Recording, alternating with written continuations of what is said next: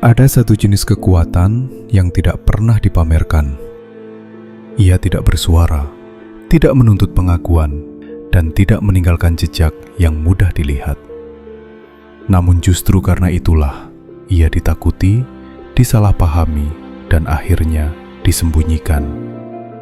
Orang Jawa kuno menyebutnya ilmu sepi, sebuah laku batin yang tidak mengandalkan mantra keras, ritual ramai, atau simbol-simbol mencolok. Ilmu ini bekerja dalam diam, dan justru disitulah daya sejatinya berada. Bayangkan sebuah telaga yang tenang. Semakin sunyi permukaannya, semakin jelas pantulan langit di atasnya. Tetapi jika air itu terus diguncang, seindah apapun langit, ia tak akan pernah terlihat. Begitulah ilmu sepi dipahami oleh para leluhur Jawa. Bukan sebagai ilmu untuk menambah kuasa di luar diri, melainkan cara mengosongkan kegaduhan batin agar kebenaran bisa hadir dengan sendirinya. Di zaman sekarang, ketika kebisingan menjadi gaya hidup, konsep ini terdengar asing. Banyak orang mengira sepi adalah kelemahan, kesendirian, bahkan kekalahan. Padahal dalam laku kejawen, sepi justru adalah pintu menuju kejernihan rasa, ketajaman batin, dan kendali diri yang nyaris tak tergoyahkan. Inilah sebabnya ilmu sepi jarang diwariskan secara terbuka. Ia tidak cocok bagi mereka yang masih haus pengakuan dan sanjungan. Video ini akan membawa kita menyusuri lapisan terdalam dari ilmu sepi kejawen. Kita akan menyingkap mengapa ajaran ini sengaja disamarkan, mengapa hanya sedikit yang benar-benar memahaminya, dan mengapa dalam diam justru tersimpan kekuatan yang lebih besar daripada suara. Kita tidak akan membahasnya sebagai mitos atau cerita mistik kosong, tetapi sebagai pengetahuan batin yang berakar kuat pada pengalaman hidup, pengendalian nafsu, dan kesadaran akan keterbatasan manusia. Ini bukan perjalanan yang ramai. Tidak ada janji kekuatan instan. Yang ada hanyalah ajakan untuk berhenti sejenak, menurunkan suara dunia, dan mendengarkan sesuatu yang selama ini tertutup oleh kebisingan. Pertanyaannya sederhana, namun jawabannya tidak. Apakah kita berani menjadi sepi ketika dunia menuntut kita terus bersuara? Untuk memahami ilmu sepi kejawen, kita harus kembali ke masa ketika pengetahuan tidak dicatat untuk dipamerkan, melainkan dijaga untuk dipertanggungjawabkan. Pada masa Jawa kuno, jauh sebelum konsep modern tentang agama, filsafat, dan psikologi dipisahkan, ilmu batin diturunkan melalui laku hidup, bukan ceramah terbuka. Ia hidup dalam tembang, pitutur, dan sikap diam para empu, resi, serta abdi keraton yang tidak banyak bicara, tetapi kata-katanya selalu mengena. Naskah-naskah tua seperti Serat Wedhatama, Serat Wulangreh, hingga ajaran-ajaran yang hidup dalam tradisi lisan kejawen berulang kali menekankan satu hal yang sama: ngempet hawa nafsu, menahan gejolak diri. Dalam konteks inilah, sepi bukan dimaknai sebagai kosong tanpa arah, melainkan sebagai kondisi batin yang tertata.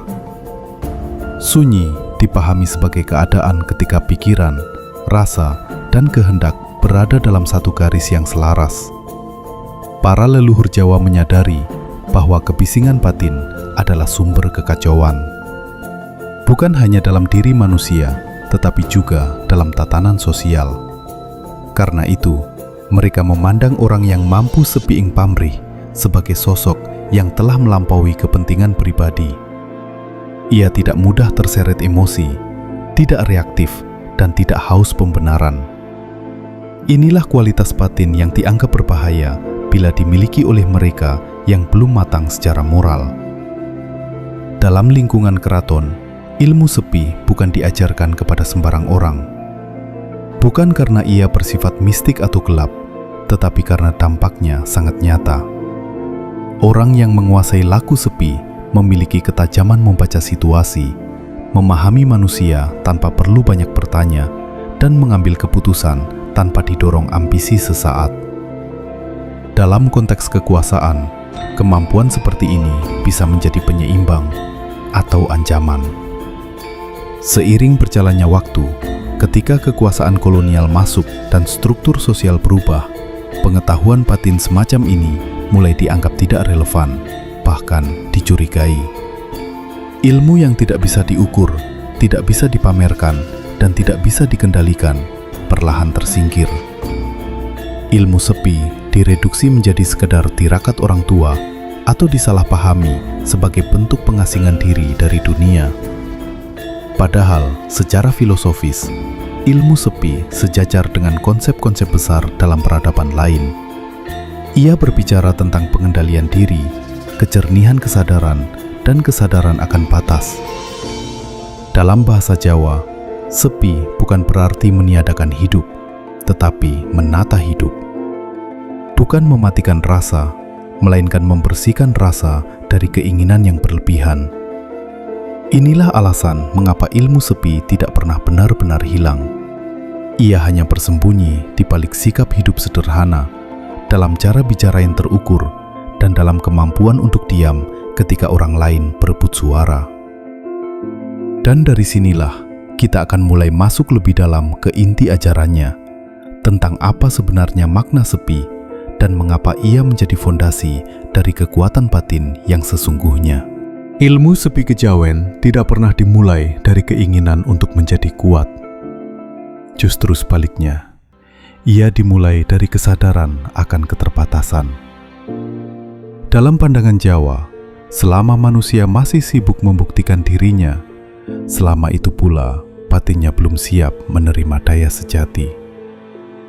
Sepi adalah kondisi awal, bukan tujuan akhir. Ia adalah pintu masuk menuju penguasaan diri yang lebih dalam. Para leluhur menggambarkan sepi sebagai keadaan ketika rasa wis mapan. Artinya, rasa tidak lagi melonjak-lonjak mengikuti rangsangan luar. Bayangkan kuda liar yang terus berlari tanpa kendali. Kuda itu kuat, tetapi kekuatannya liar dan berbahaya. Ilmu sepi adalah proses menjinakkan kuda itu, bukan dengan cambuk, melainkan dengan kesabaran dan keteguhan batin.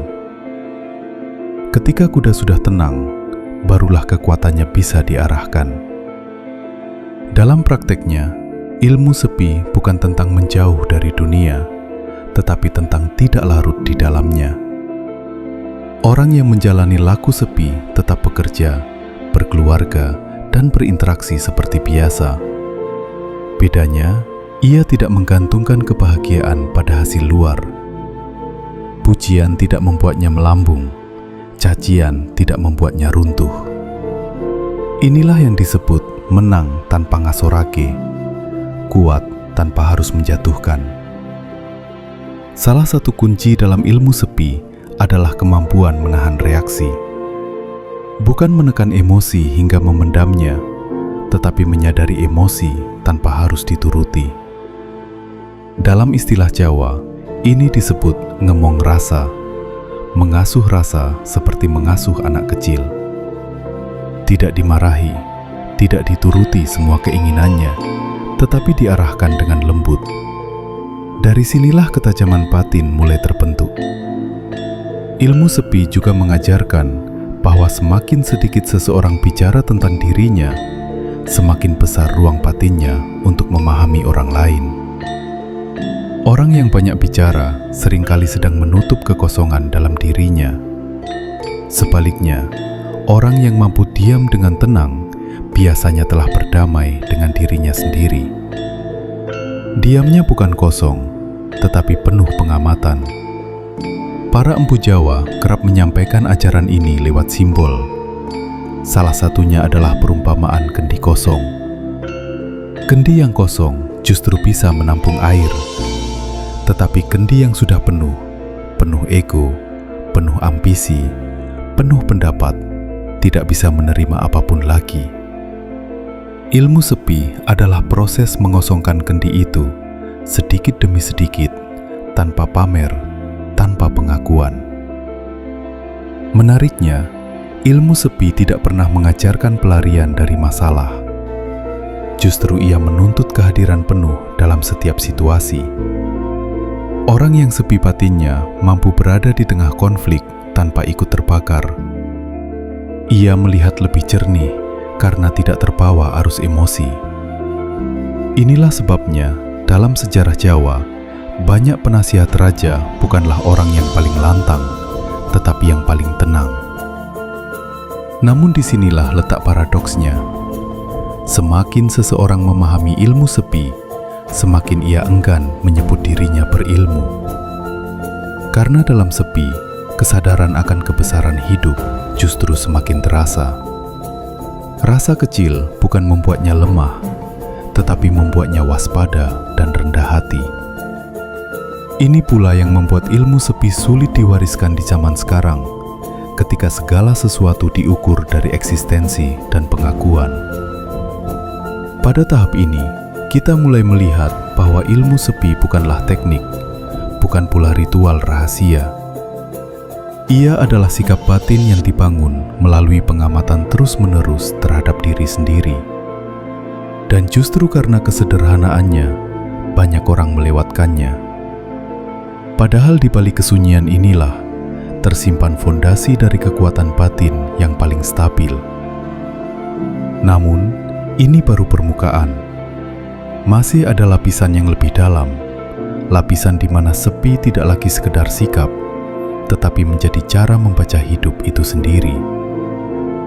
Di sanalah ilmu sepi mulai menunjukkan wajahnya yang paling tersembunyi. Ketika seseorang telah melampaui tahap awal ilmu sepi, sepi tidak lagi dirasakan sebagai upaya menahan diri. Ia berubah menjadi keadaan alami. Pada titik ini, diam bukan lagi sesuatu yang dipaksakan, melainkan muncul dengan sendirinya. Seperti api kecil yang tidak perlu dikipasi, namun tetap menyala stabil. Inilah fase di mana ilmu sepi mulai memperlihatkan makna terdalamnya. Dalam pemahaman kejawen, sepi memiliki lapisan. Ada sepi lahir, ketika seseorang mengurangi bicara dan keramaian. Ada pula sepi batin, ketika pikiran berhenti berdebat dan rasa tidak lagi terombang-ambing. Namun yang paling jarang dicapai adalah sepi pamrih, keadaan ketika tindakan tidak lagi digerakkan oleh keinginan tersembunyi untuk dipuji, diakui, atau dibenarkan. Pada tahap ini, seseorang tetap bertindak, tetapi tanpa beban hasil. Banyak orang keliru mengira ilmu sepi membuat seseorang pasif. Justru sebaliknya, orang yang batinnya sepi memiliki daya tanggap yang lebih tajam. Ia membaca gerak sebelum gerak itu menjadi kejadian. Dalam bahasa Jawa, ini sering disebut weruh sadurunge winarah, mengerti sebelum diberitahu. Bukan karena kemampuan gaib, tetapi karena pikirannya tidak bising oleh asumsi dan prasangka. Ilmu sepi juga mengajarkan satu paradoks besar. Semakin seseorang ingin menguasai hidup, semakin hidup terasa berat. Sebaliknya, ketika seseorang mampu melepas dorongan untuk selalu mengendalikan segalanya, hidup justru mengalir lebih tertib. Ini bukan sikap pasrah tanpa usaha, melainkan kesadaran bahwa tidak semua hal berada dalam jangkauan kehendak manusia. Kesadaran inilah yang melahirkan ketenangan sejati. Dalam tradisi lisan Jawa, ada ungkapan alon-alon waton kelakon. Banyak yang memahaminya sebagai lambat dan santai, padahal makna aslinya jauh lebih dalam. Ia berbicara tentang tindakan yang lahir dari batin yang tenang. Cepat bukan masalah, lambat bukan keutamaan. Yang utama adalah kejernihan rasa sebelum bertindak. Ilmu sepi adalah fondasi dari kejernihan itu. Seiring waktu, orang yang menjalani ilmu sepi akan mengalami perubahan cara memandang konflik. Masalah tidak lagi dilihat sebagai musuh, melainkan sebagai cermin. Setiap gesekan menjadi bahan untuk mengenali sisa ego yang belum selesai. Dalam keheningan batin, seseorang mulai melihat bahwa penderitaan seringkali bukan datang dari keadaan, tetapi dari perlawanan batin terhadap keadaan itu sendiri. Ada pula mitos yang mengatakan bahwa ilmu sepi membuat seseorang kehilangan ambisi dan tujuan hidup. Ini keliru. Yang hilang bukan tujuan, melainkan ambisi yang buta. Tujuan tetap ada, tetapi dijalani dengan kesadaran penuh, tanpa ketergantungan emosional pada hasil. Orang seperti ini bisa sangat tekun, sangat disiplin, namun tetap ringan di dalam. Di titik inilah ilmu sepi menjadi semacam pagar batin. Ia melindungi seseorang dari kelelahan jiwa yang sering muncul akibat tuntutan dunia modern.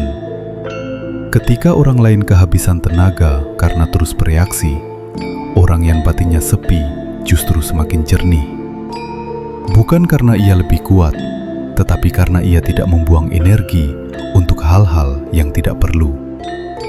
Namun, justru pada tahap ini pula bahaya terbesar muncul. Bukan bahaya dari luar, melainkan dari rasa merasa sudah sampai.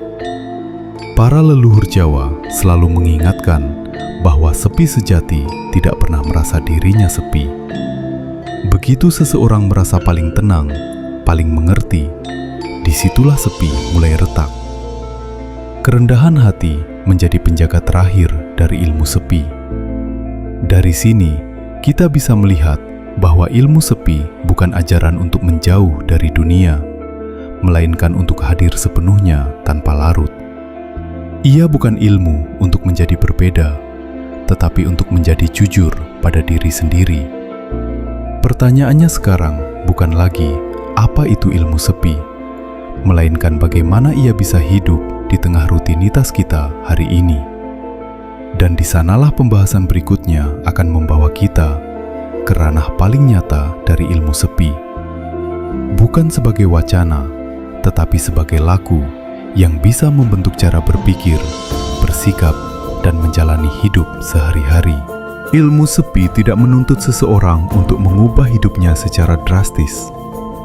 Ia tidak meminta kita meninggalkan pekerjaan, keluarga, atau tanggung jawab sosial. Justru sebaliknya, laku sepi diuji di tengah keramaian hidup. Di pasar, di tempat kerja, di dalam rumah, bahkan di tengah konflik. Di sanalah ilmu sepi menemukan relevansinya yang paling nyata. Langkah pertama dalam menerapkan ilmu sepi adalah mengurangi reaksi, bukan mengurangi aktivitas. Banyak orang menghabiskan energi bukan karena pekerjaannya berat, tetapi karena pikirannya terus bereaksi. Setiap ucapan orang lain diresapi, setiap penilaian dipikirkan berulang, setiap masalah dibesar-besarkan dalam batin. Laku sepi mengajarkan jeda antara rangsangan dan respon. Dalam jeda itulah kebijaksanaan bekerja. Dalam tradisi Jawa, jeda ini sering dilatih melalui kebiasaan sederhana, menahan kata-kata yang tidak perlu. Tidak semua hal harus ditanggapi, tidak semua kebenaran harus diucapkan, dan tidak semua perasaan harus diluapkan. Bukan karena takut, tetapi karena sadar bahwa kata-kata memiliki bobot. Orang yang batinnya sepi memilih bicara ketika kata-kata benar-benar diperlukan. Penerapan berikutnya adalah menata niat sebelum bertindak. Ilmu sepi sangat peka terhadap pamrih tersembunyi. Bahkan dalam perbuatan baik sekalipun, seringkali ada dorongan ingin dipuji atau diakui. Dengan membiasakan diri bertanya secara jujur, untuk apa aku melakukan ini? Kita mulai membersihkan batin dari motivasi yang melelahkan. Semakin bersih niat, semakin ringan langkah.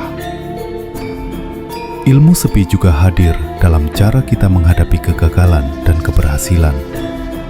Ketika gagal, orang yang sepi batinnya tidak langsung menyalahkan keadaan atau dirinya sendiri.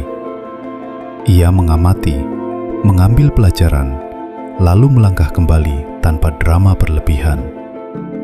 Ketika berhasil, Ia tidak mabuk pujian. Ia bersyukur, lalu tetap bekerja seperti biasa. Keseimbangan inilah yang menjaga kestabilan jiwa. Dalam hubungan sosial, ilmu sepi mengajarkan seni mendengarkan. Bukan mendengarkan untuk membalas, tetapi untuk memahami. Banyak konflik mereda bukan karena solusi cerdas, tetapi karena ada satu pihak yang benar-benar hadir tanpa menghakimi. Diam yang penuh perhatian seringkali lebih menyembuhkan daripada nasihat panjang. Namun ada satu jebakan yang perlu diwaspadai. Ilmu sepi bukan pembenaran untuk menghindar dari masalah atau memendam emosi tanpa penyelesaian. Sepi bukan berarti mematikan rasa. Justru sebaliknya, ia menuntut kejujuran yang lebih dalam terhadap apa yang kita rasakan. Bedanya, emosi tidak dibiarkan memimpin, tetapi dipahami lalu diarahkan. Dalam rutinitas harian, laku sepi bisa dilatih lewat kesadaran kecil. Menyelesaikan satu pekerjaan tanpa tergesa-gesa, makan tanpa distraksi, berjalan tanpa terburu-buru.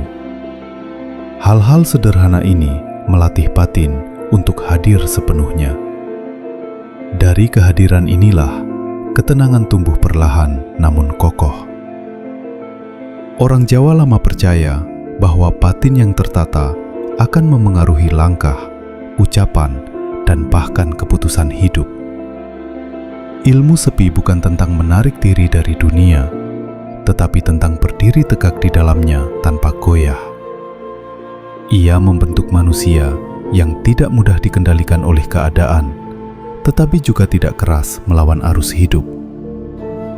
Ketika ilmu sepi mulai hidup dalam keseharian, perubahan paling terasa justru bukan pada apa yang kita dapatkan, melainkan pada apa yang tidak lagi kita kejar. Kegelisahan berkurang, keinginan berlebihan melemah, dan di ruang yang kosong itulah kejernihan muncul dengan sendirinya. Kini, setelah memahami makna, lapisan, dan penerapan ilmu sepi, pertanyaan terakhir bukan lagi bagaimana caranya, melainkan sejauh mana kita bersedia menjalani laku ini dengan jujur. Karena ilmu sepi tidak pernah memaksa, ia hanya hadir bagi mereka yang siap menata dirinya dari dalam. Pada akhirnya, ilmu sepi kejawen tidak menawarkan jalan pintas, tidak pula menjanjikan keistimewaan yang bisa dipamerkan. Ia hadir dengan cara yang nyaris tak terlihat, seperti akar yang bekerja dalam diam, namun menopang pohon agar tetap tegak menghadapi angin. Dalam dunia yang terus bergerak cepat dan bising, ilmu sepi mengingatkan kita bahwa tidak semua kekuatan perlu bersuara. Kita telah menyusuri bagaimana sepi dipahami oleh leluhur Jawa, bukan sebagai kekosongan, melainkan sebagai ketertataan batin. Kita melihat bagaimana ajaran ini lahir dari pengalaman hidup, dijaga melalui laku, dan disembunyikan bukan karena ia gelap, tetapi karena ia menuntut kedewasaan. Ilmu sepi bukan milik mereka yang ingin terlihat bijak, melainkan milik mereka yang berani jujur pada dirinya sendiri. Dalam sepi, manusia belajar membedakan antara kebutuhan dan keinginan, antara suara batin dan gema ego, antara dorongan untuk bereaksi dan kebijaksanaan untuk menunggu. Di sanalah ketenangan sejati mulai tumbuh, bukan karena dunia menjadi lebih mudah, tetapi karena batin tidak lagi terus berperang dengan keadaan. Ilmu sepi juga mengajarkan satu pelajaran halus namun mendalam, bahwa tidak semua hal harus kita menangkan. Ada saatnya melepaskan, justru menjaga keseimbangan. Ada kalanya diam adalah bentuk tanggung jawab tertinggi. Dalam sikap inilah, manusia belajar menempatkan dirinya secara proporsional, tidak meninggi, tidak merendah, hanya sadar akan batas dan perannya. Mungkin itulah sebabnya ilmu sepi jarang dibicarakan secara terbuka. Ia tidak cocok untuk zaman yang mengejar validasi cepat.